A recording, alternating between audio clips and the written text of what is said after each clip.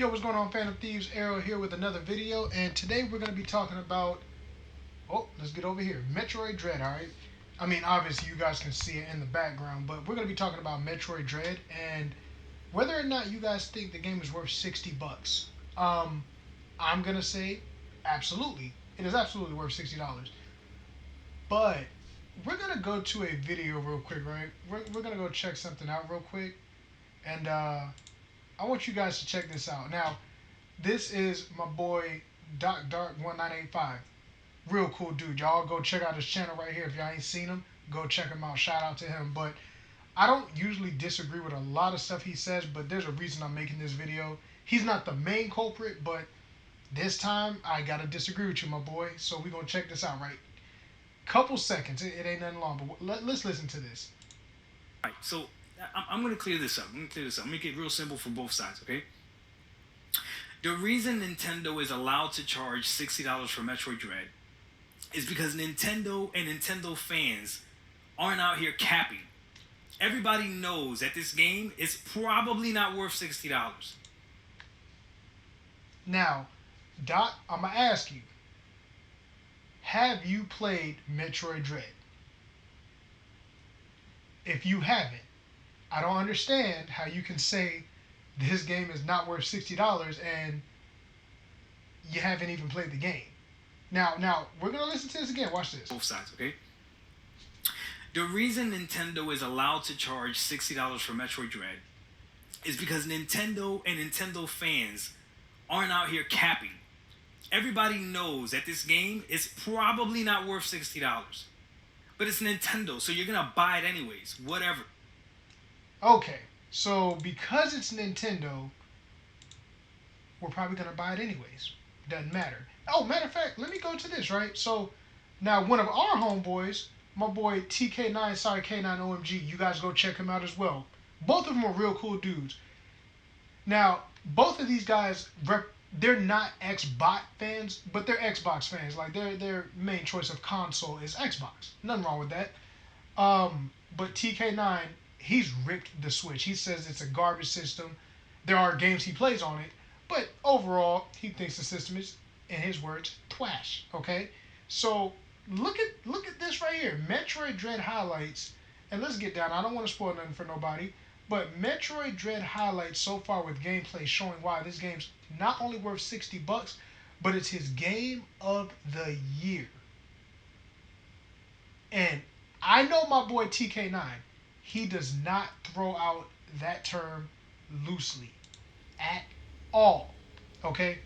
So we have an Xbox guy who says it's his game of the year, and then we have another person saying what I've seen a lot of people, and this is my problem. A lot of Xbox and PlayStation fans saying the game's not worth 60 bucks and you guys haven't even played the game. Newsflash, okay? This is going to surprise a lot of people. Have you seen some of the games that you guys pay $60 and $70 for?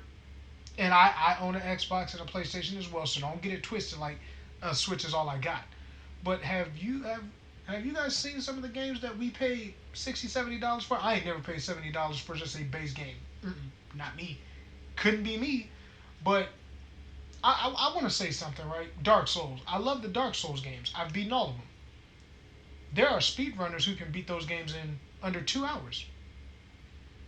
I mean, does that sound like it's worth 60 bucks when you can get so good at the game? Oh, I'm sorry guys. Let me get that up. Let me re-brighten that. Does that seem like it's worth $60 if you guys can beat a game in under 2 hours if you're good enough? Doesn't seem like it's worth 60 bucks, but trust me, it is. How do you guys legitimately say that a game's not worth a value that you've never played? I don't understand that. How do you, in the grand scheme of things, how do you say a game is not worth 60 bucks if you never played? Doc, right? He's been on a not a tangent, but he talked about Return on that video. And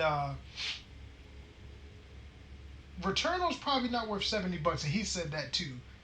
But I haven't played it personally because at the end of the day, yes, it is all opinion based on if something is worth a certain value.